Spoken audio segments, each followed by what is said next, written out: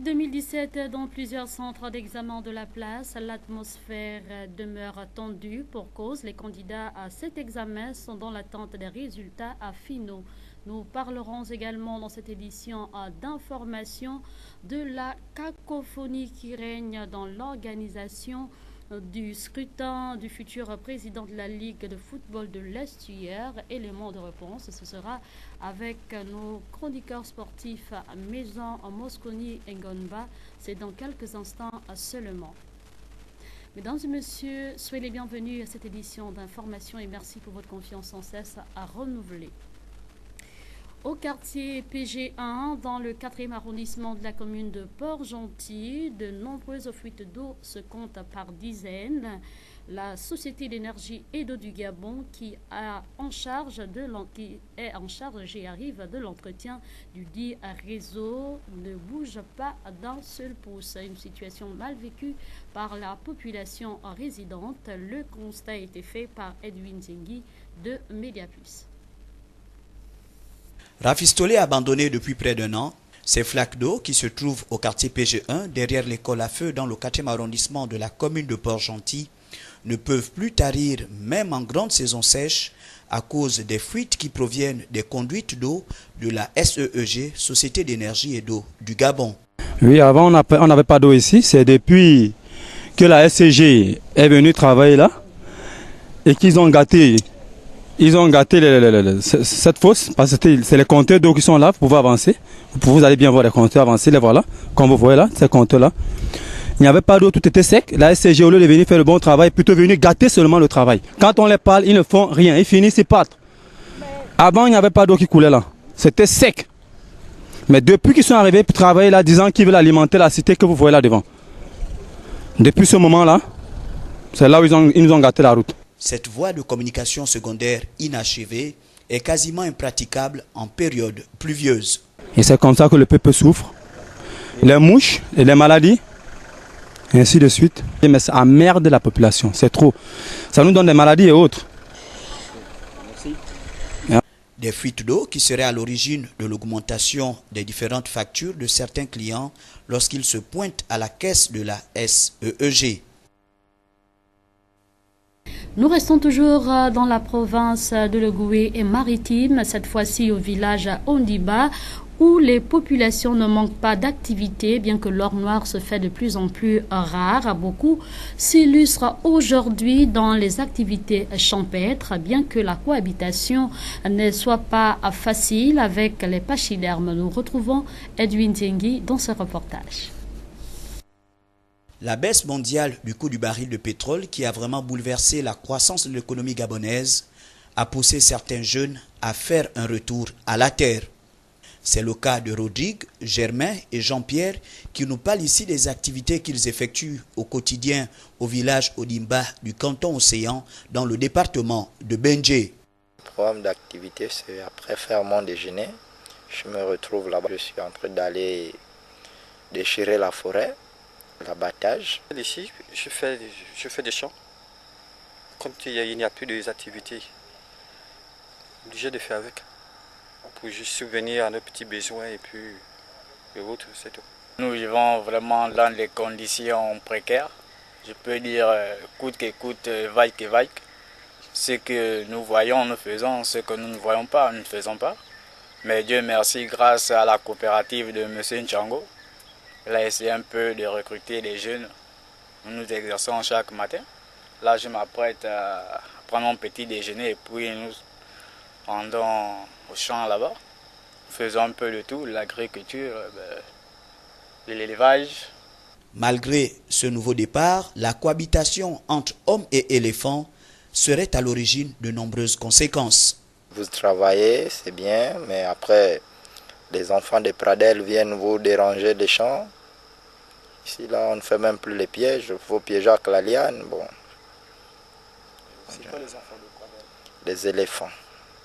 Ici, d'abord, premier point qui marque vraiment, c'est les soucis des plantations. Et nos plantations, à chaque fois, à chaque saison, il y a toujours des difficultés, toujours avec les mêmes effets, des interdictions, des massacres des éléphants d'abord, qui nous font vraiment de grosses peines. Ici, il ne faut pas les tuer. Nous, comme nous sommes devenus des animaux, eux, ils deviennent maintenant des êtres humains. Ils sont plus considérés que par rapport à nous. J'ai méchant, mais malheureusement, ça a été dévasté par les bêtes. En particulier les éléphants qui commencent à dominer le territoire aussi au niveau de Limba. Plus les gens sont réduits, plus les éléphants prennent de l'ampleur. Donc, vu les mesures qui ont été toujours prises par l'État, qui n'a jamais eu lieu, bon, nous faisons avec. Hein. Un retour au village, jumelé à des activités agricoles, permettent à ces jeunes de lutter contre la précarité.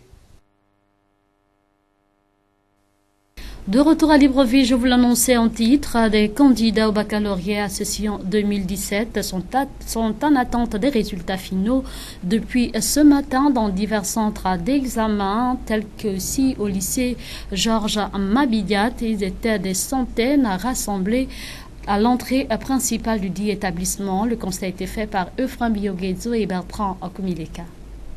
Ils sont des milliers de candidats pour la session du baccalauréat 2017 en attendant des résultats finaux après avoir bien sûr passé cet examen qui donne le droit à plusieurs d'entre eux d'accéder dans les grandes écoles et universités de la place ou d'ailleurs dans plusieurs centres d'examen retenus pour la circonstance.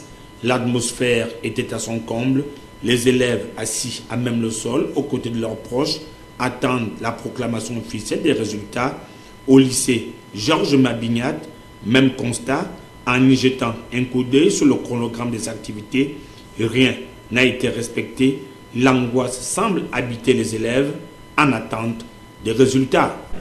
Non, je ne crains rien, puisque quand tu es avec Dieu, il faut dire que tout ira. Avec Jésus, tout ça va aller. Je ne crains rien, je suis tranquille. Non, je ne suis pas stressé. Ouais, je suis confiant, je sais que j'ai bien travaillé, donc je n'ai pas à avoir peur. Bah ouais, j'ai peur juste pour ceux qui vont peut-être rater, je ne le souhaite pas. Bon, ils auront peut-être envie de faire des bêtises, donc il faudrait qu'on puisse peut-être les retenir pour qu'ils ne puissent pas faire des bêtises. Ouais, j'ai assez bien travaillé, je suis confiant. J'essaie de travailler un peu partout, on ne peut pas être bon partout, mais on a essayé de travailler un peu, ça va aller, je suis confiant. Certains candidats en lice affichent un optimisme à se mesurer, car l'examen réserve souvent des surprises. Tout s'est très bien passé. Tout s'est très bien passé avec la grâce de Dieu parce que je suis confiant d'avoir bien travaillé, même si dans toutes les matières, ce n'était pas vraiment ça. Mais je sais que j'ai eu le niveau, j'ai bien travaillé et je crois que ça va aller. À quelques heures des premières générations, est-ce que vous êtes stressé ou bien vous vous sentez assez bien? Non, pas du tout. Pas de stress. Je suis plutôt confiant. Je suis confiant du résultat que je suis venu observer sur les listes. Qu'en serait-il en termes de pourcentage de réussite au baccalauréat 2017, sachant que l'année scolaire au Gabon a été troublée par de nombreuses grèves? À l'heure où nous diffusons, les résultats sont connus. Sur un tout autre plan, le chercheur gabonais Jean Agrippa Nguema en sociologie d'environnement a soutenu sa thèse de doctorat sur la gestion des aires protégées et résistance culturelle du Gabon. C'est l'amphithéâtre de première année d'histoire qui a prêté son cadre pour la circonstance. C'était du côté de l'université Omar Bongo. Reportage mis en image par Jean-Luc Bourobou. Événement exceptionnel, accoutrement exceptionnel. Jean Agrippa Nguema, chercheur gabonais sur les parcs nationaux, s'est arrimé au terme de son exposé relatif à la gestion des aires protégées et résistance culturelle du Gabon dans une salle pleine qui a refusé du monde. Ici, il était question de la 4e thèse doctorale sur la sociologie environnementale de 413 pages et 16 annexes. Un travail de longue haleine qui a été soumis à l'appréciation des membres du jury. La situation riveraine des parcs nationaux est marginalisée. Marginalisée parce que l'État ne prend pas en compte leurs plaintes, leurs préoccupations du quotidien. Par ailleurs, les populations environnantes les parcs nationaux ne veulent pas aider les différents acteurs qui sont pour la protection de l'environnement à aller nous l'avons. Des recherches qui ont permis aux membres du jury d'avoir une opinion mieux fondée et quasiment scientifique sur les problèmes non résolus qu'envisagent les 4 thèses des parcs nationaux, ce qui l'a valu la mention. De ce jury ont eu le grand plaisir et l'honneur de recevoir la thèse de M. Jean-Agrippa Nguema, intitulée « Gestion des aires protégées et résistance culturelle au Gabon », pour sa présentation et sa soutenance. À l'issue de la délibération du jury, le candidat a été jugé digne du grade de docteur de sciences sociales, option développement social et démocratie de l'université Omar Bongo, avec la mention très honorable.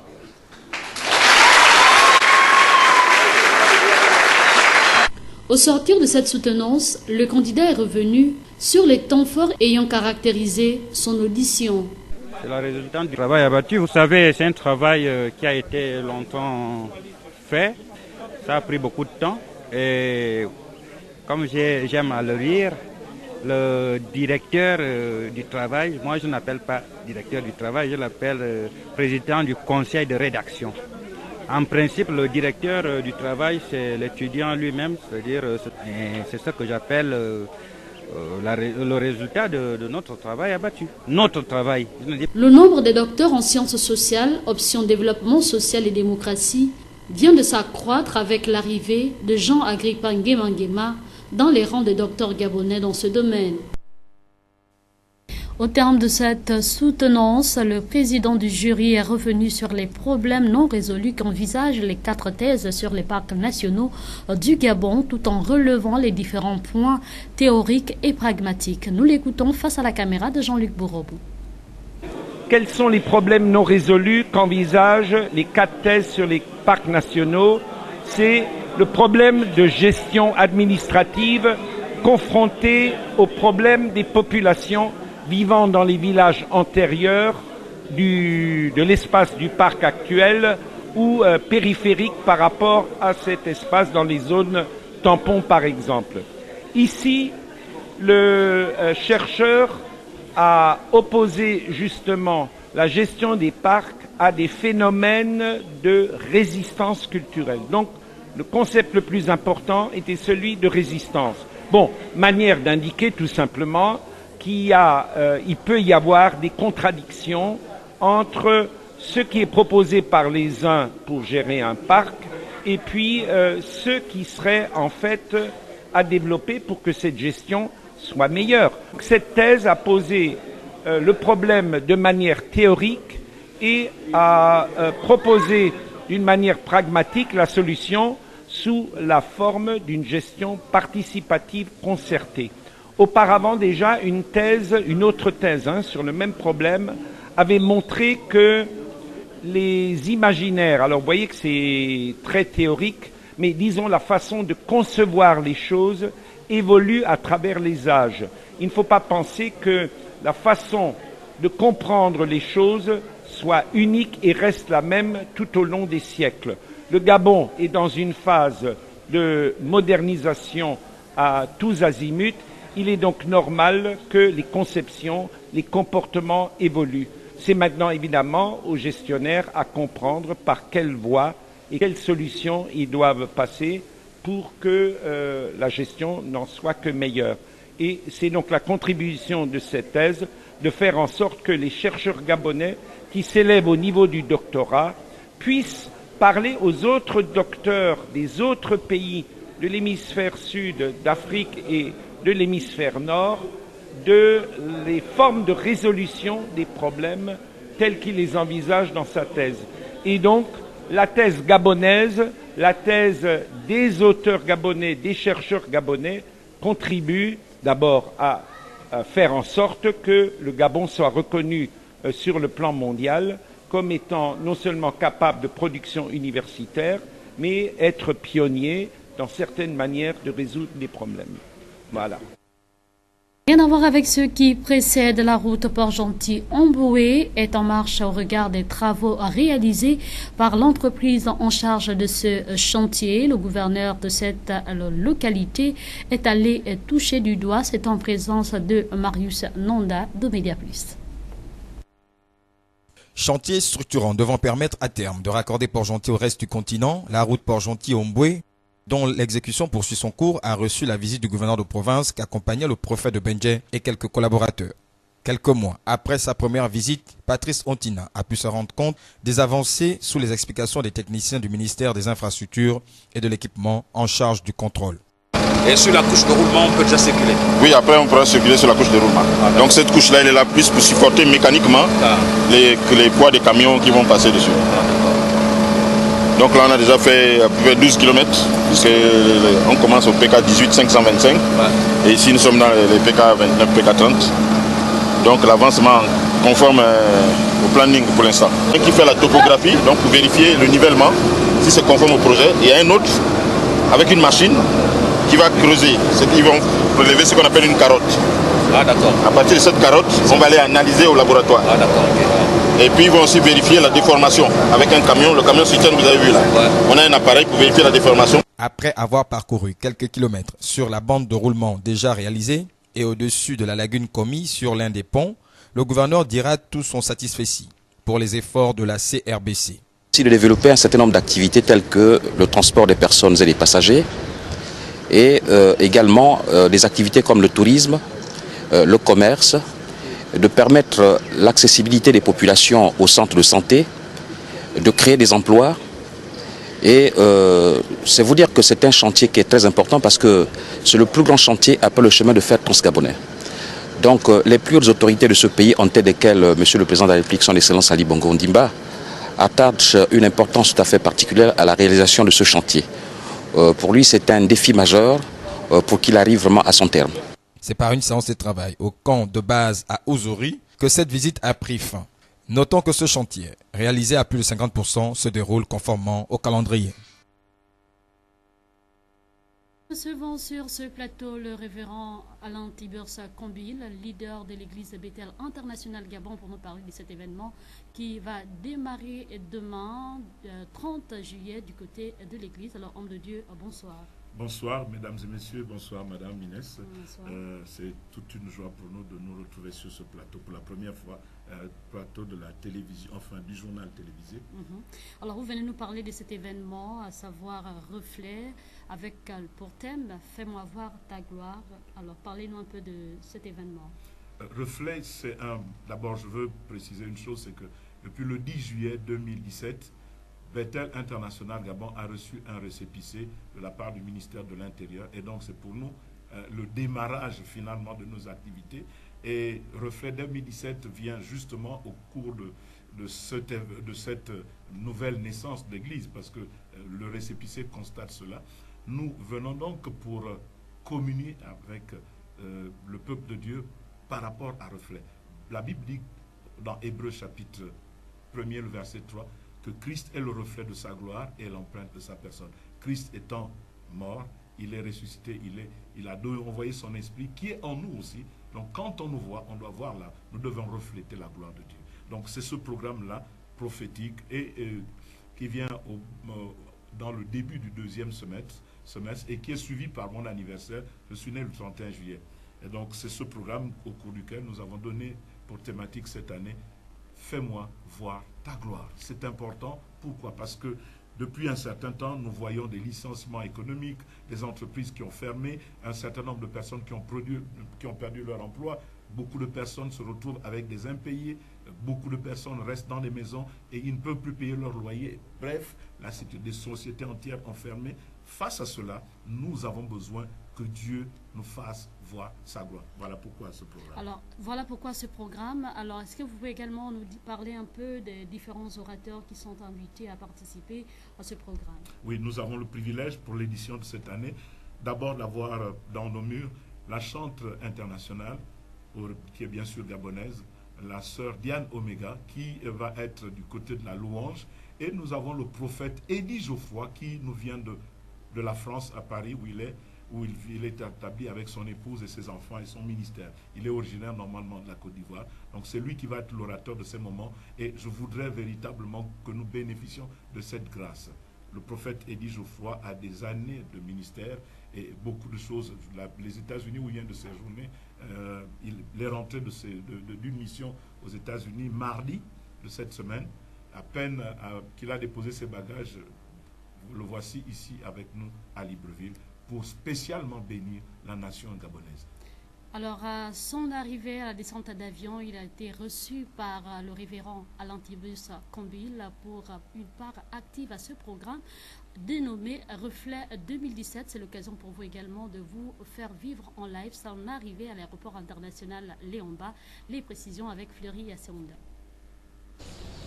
Vous savez, le Gabon en particulier, l'Afrique en général, l'Afrique francophone traverse beaucoup de crises, tant économiques, sociales, politiques, culturelles.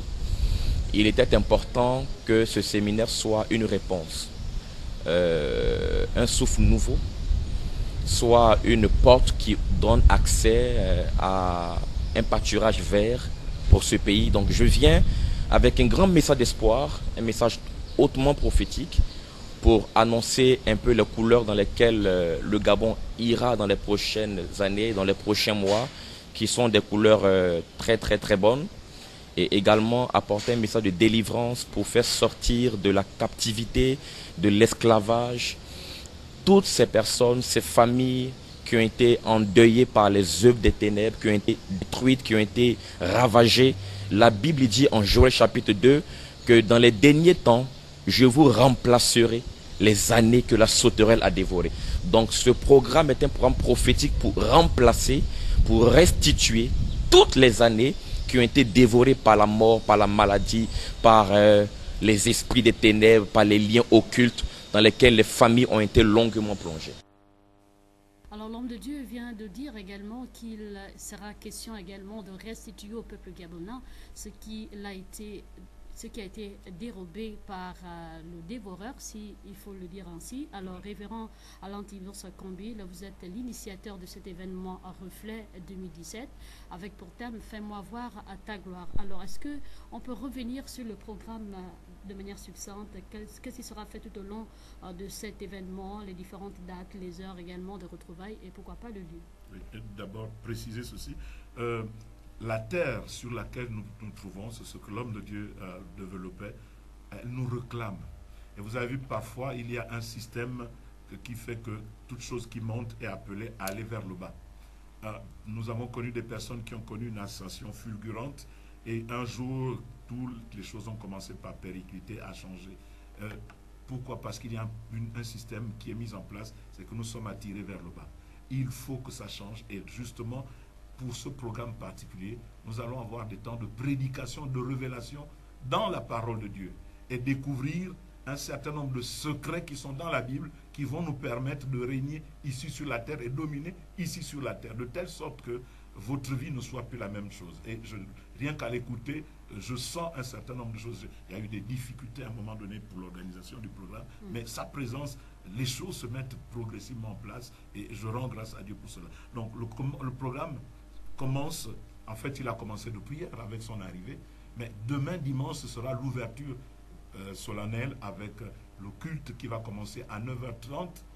Je dis 9h30 parce que la salle que nous avons ne contient pas plus de 300 places. Et donc il va falloir arriver tôt pour pouvoir avoir une place assise.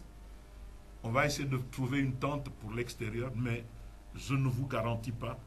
Je préfère que nous puissions nous retrouver là assez tôt. Pourquoi tôt? Parce que nous avons un service spécial. Il faut vraiment que Dieu nous montre sa gloire. Et donc, tout le monde, quel que soit, que vous soyez chrétien ou non chrétien, quelles que soient vos difficultés, voici un rendez-vous qui est confirmé de la part de Dieu, spécialement pour vous. Et ce n'est pas, vous n'avez rien à payer. Vous venez simplement avec votre foi. Vous croyez que Dieu est capable de faire. Venez, invitez quelqu'un pour qu'il soit témoin de votre miracle. invitez quelqu'un pour qu'il soit cette personne qui va bénéficier aussi de cela. Cette personne vous sera reconnaissante. Elle dira, ah, depuis que j'ai été à Reflet 2017, merci parce que tu m'as amené là-bas. Les choses ont changé pour moi. Ce fut le cas pour ma vie. Un jour, mon épouse m'a amené dans une église, à l'église Centre d'évangélisation Jérusalem, dirigée par le révérend José Maria Reparas. Et ce jour-là, ma vie a changé. Les choses n'ont plus jamais été les mêmes. Alors, rappelez également le lieu de l'événement. Les dates aussi. Le lieu, c'est l'église Bethel International Gabon. Nous sommes situés du côté de Akébé Frontière. Et Akébé Frontière, c'est entre le feu rouge d'Akébé et la direction générale de la SNI d'Ikwala. 100 mètres après, vous avez une très longue barrière, le complexe scolaire Inquéré, c'est là où nous nous situons. Dès demain, dimanche 30, nous serons là. Lundi, nous allons faire une pause, mais mardi, jeudi, vendredi, mardi, mercredi, jeudi, tous les soirs à partir de 17h30 jusqu'à 21h, ce sera des plénières avec le prophète Eddie Geoffroy et la chantre internationale Diane Omega qui est là pour pouvoir assurer la partie louange et adoration. Et ensuite, le vendredi, nous aurons la nuit de tous les défis. Nous allons nous retrouver là-bas pour pouvoir prier, quel que soit votre cas. Nous allons mettre au défi toutes ces forces qui viennent essayer d'obstruer vos vies pour que nous puissions voir la gloire de Dieu se manifester dans vos vies. Et ensuite, dimanche, le 6, ce sera l'apothéose avec la clôture de ces moments oratoires. Et la semaine qui suivra, du lundi 7 jusqu'au 11 août, le prophète va recevoir pour des entretiens individuels. Vous pouvez nous appeler en composant le 07 76 87 26, 07 76 87 26, le 06 26 42 71, 06 26 42 71. Vous avez un cas, quel que soit le cas qui paraît impossible aux hommes, apportez-le nous. Nous avons la solution. Jésus-Christ est la solution. Que Dieu vous bénisse et merci encore pour ces moments formidables au travers de ce journal. Merci, révérend, d'être passé. Nous rappelons également à nos téléspectateurs que nous recevrons à l'instant le révérend Alain Thiébus Combil, leader du ministère Bethel International Gabon, qui est venu nous parler de cet événement Reflet 2017. Pour lequel j'invite tout le monde. Révérend, vous restez avec nous. Nous poursuivons cette édition d'information pour parler à présent de l'actualité hors de nos frontières qui nous amène d'abord en Corée du Nord. La Corée du Nord vient en effet de lancer un missile balistique, lequel a parcouru près de 1000 km avant de s'abîmer en mer. Une provocation de trop pour le régime du Nord de la Corée. Les précisions avec nos confrères de la presse internationale. Une nouvelle provocation de la part de Pyongyang. Après le lancement d'un nouveau missile balistique par le régime nord-coréen, la Corée du Sud a tout de suite réuni en urgence tard dans la nuit son Conseil de sécurité. Une nouvelle fois, nous demandons à la Corée du Nord d'abandonner le développement de son programme nucléaire ainsi que ses essais de missiles et de s'ouvrir au dialogue. Face à la menace, la Corée du Sud annonce qu'elle va prendre des mesures indépendamment de ses alliés. Le missile, qui selon le Pentagone aurait décollé à partir d'une usine d'armement depuis le nord du pays, a en effet de quoi inquiéter. Car s'il s'est finalement abîmé en pleine mer, le missile a néanmoins terminé sa course à moins de 200 km des côtes nippones. Pour le Premier ministre japonais, ces tirs de missiles doivent cesser. Ce tir montre que la menace est réelle et sérieuse. Tant que la Corée du Nord continuera de tels actes de provocation, la communauté internationale, à commencer par les États-Unis, la Corée du Sud, la Chine et la Russie, devra rester en contact étroit et renforcer les pressions. Un essai concluant pour Kim Jong-un qui se félicite de pouvoir toucher l'ensemble du territoire américain. De leur côté, Washington et Séoul ont immédiatement riposté avec un exercice militaire conjoint impliquant le lancement de plusieurs missiles, mais aussi des entraînements de tir à balles réelles. Aux États-Unis, Reince Priebus a limogé à son poste de secrétaire général de la Maison-Blanche, une décision prise par le président américain Donald Trump. Nous retrouvons nos confrères de la presse internationale. Il était depuis longtemps sur la sellette. Reince Priebus a été remplacé par l'ancien général John Kelly, jusqu'ici ministre de la Sécurité intérieure. Donald Trump espérait ainsi mettre un terme aux querelles intestines qui divisent la Maison-Blanche. Comme à son habitude, L'annonce est tombée sur le compte Twitter du président. J'ai le plaisir de vous informer que je viens de nommer le général ministre John Kelly comme secrétaire général de la Maison-Blanche. Quelques minutes plus tard, un autre message apparaît. Je voudrais remercier Reince Priebus pour son service et son dévouement au pays. Nous avons accompli beaucoup ensemble et je suis fier de lui. Des tweets envoyés depuis le Air Force One, avec à son bord Reince Priebus, mais aussi Anthony Scaramucci, le nouveau directeur de la communication. Ce dernier s'est attaqué très violemment à l'ex-secrétaire général par médias interposés. Il l'a notamment qualifié de schizophrène paranoïaque et l'a accusé d'avoir divulgué certaines informations le concernant à la presse. Donald Trump en a donc profité pour lâcher Reince Priebus, ce cacique du parti républicain n'ayant jamais fait partie du cercle rapproché du milliardaire. Devoir recommencer à zéro, ça me touche, mais ce n'est pas ce qui est important.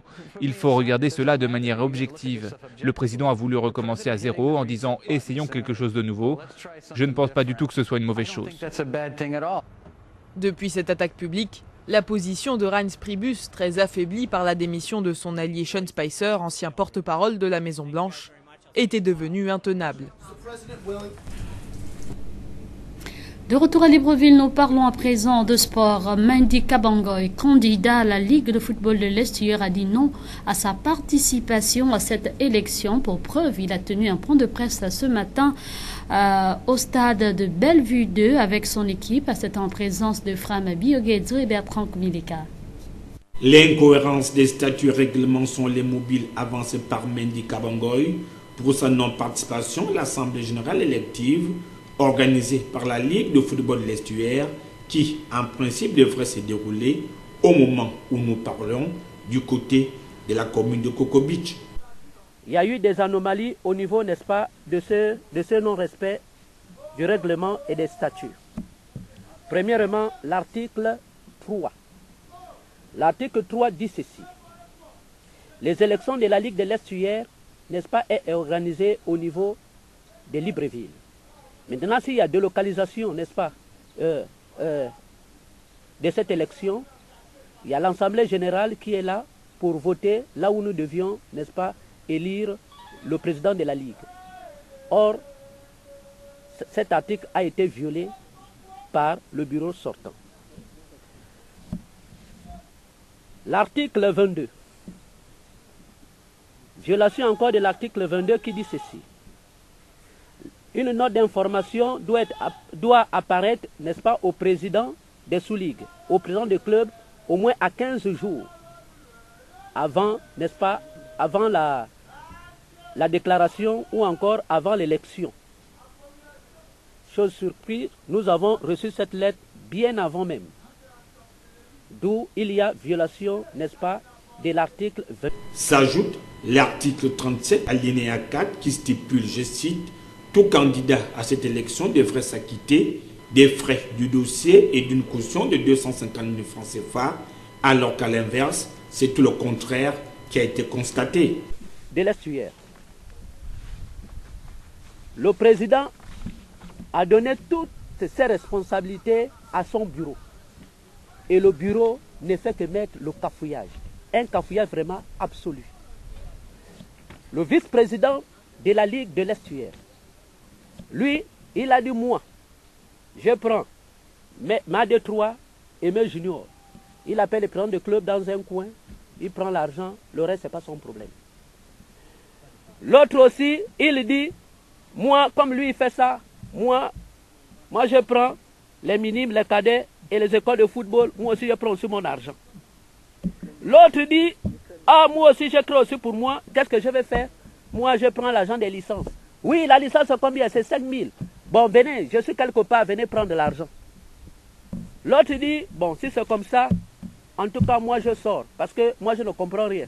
Comment ça se fait-il que les autres prennent de l'argent, mais moi, je vais vivre comment? Donc, ça veut dire quoi? Ça veut dire qu'à la Ligue, là-bas, c'est chacun pour soi, pour tous. Même tabac, même pipe. Pour le bureau conduit par Mendy Kabangoy, il est hors de question que d'aucuns prennent la Ligue de football de l'Estuaire comme un patrimoine. Des réflexions approfondies ont notamment été menées pour redorer le blason de cette institution au cas où un homme nouveau venait à prendre ce fauteuil. J'ai dit bien, en regardant les frais de participation de chaque catégorie, nous avons dit que, à partir, par exemple, la 2-3, la 2-3, au lieu que la somme soit à 500 000 francs, nous ramenons ça à 250 000 francs.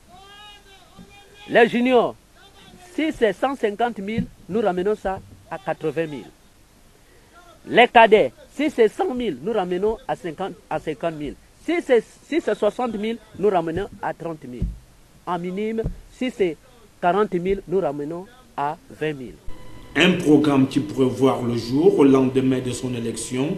En attendant, les regards des férus du football provincial sont tournés du côté de la commune de Coco Beach pour voir si et seulement si cette élection sera validée.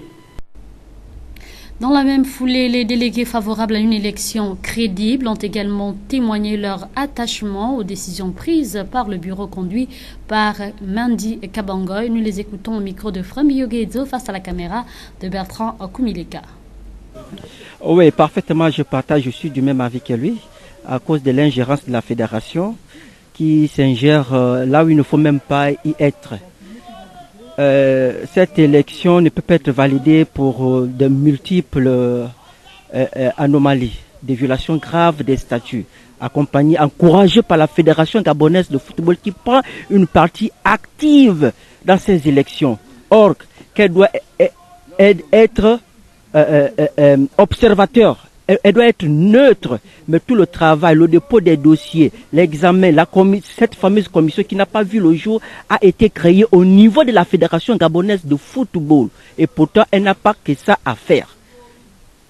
Vous savez, chaque année, on ne peut pas toujours passer à des magouilles. À des magouilles qui ne nous apportent absolument rien du tout. Quand vous voyez le football gabonais, il est complètement à terre. À terre. Pourquoi? Parce que lors de la CAN cadette, cette équipe a été constituée dans la cacophonie. Il y a des jeunes dans les clubs qui peuvent bien intégrer l'équipe nationale, mais qui n'ont pas la chance d'intégrer cette équipe nationale. Et à la Ligue de football de l'Estuaire, il faut des gens capables de pouvoir gérer cette ligue-là. Et moi, le seul candidat que je peux voir aujourd'hui, il n'y a que M. Mendy, qui avait déjà perdu les élections une année. Nous sommes encore revenus pour le même combat et nous voulons que le football gabonais redémarre à zéro. Aujourd'hui, ne disons pas que nous avons des points avec les autres présidents, que ce soit le candidat, que ce soit M. Tarcissus ou M. Mombo. Non. Nous dénonçons le non-respect des règlements et des statuts, ce qui ont été énumérés par le président Lassoulik Dovendo. Et en dénonçant cela, nous disons non, pas des élections. S'ils sont allés aux élections, que les instances telles que le ministère, la fédération, revoient ces élections et annulent ces élections qui se passent du côté de Kokbij. Il ne se passe plus un jour où l'on observe des coups de gueule dans toutes les disciplines sportives du pays, une situation qui vient ternir l'image du sport gabonais qui a déjà du mal à sortir la tête de l'eau. C'est ce que nous rapporte ici Mosconi Ngonba dans cette analyse. Le problème de respect des textes dans la quasi-totalité des fédérations nationales et ligues reste l'épineux souci des amoureux du sport qui depuis plusieurs années se plaignent du non-respect des dits textes. En effet, l'on assiste chaque jour à des assemblées générales électives où règne l'intimidation, la fraude, l'achat des consciences, mieux encore, la violation des dispositions statutaires qui régissent ces entités. Prenons le cas du taekwondo où le président sortant avait annoncé son retrait suite aux échéances à venir. Un retrait qui ne serait qu'au courte durée, plus qu'à quelques jours de l'assemblée générale, ce dernier refait surface. Le scénario est identique chez les kickers. Là-bas, le torchon ne cesse de brûler. Il y a quelques mois en arrière, le président fédéral avait été déjugé par le ministre des Sports suite aux enquêtes de moralité qui avaient révélé des anomalies incroyables. Miraculeusement, à quelques mois des élections, le dossier de ce monsieur refait surface, mais cette fois-ci, clean comme de l'eau de roche. À l'élection du futur président de la Ligue de football de l'Estuaire, certains candidats disent non à cette élection. Ce qui ne semble pas inquiéter Amen Mombo, qui est certainement soutenu par ses pairs, qui cautionnent ces violations de textes qui n'honorent pas le sport gabonais. De quelle élection parle-t-on si toutes les conditions ne sont pas réunies? Le ministre des Sports, quant à elle, fait ménage autour d'elle, notamment avec la sanction de plusieurs de ses collaborateurs suite à des enquêtes révélant des malversations financières. À qui incombe les responsabilités de ces faits observés? Là est toute la question. Tout compte fait, tout a été dit, mais il n'est jamais trop tard de le dire. Vaut mieux quitter les choses avant que les choses ne vous quittent.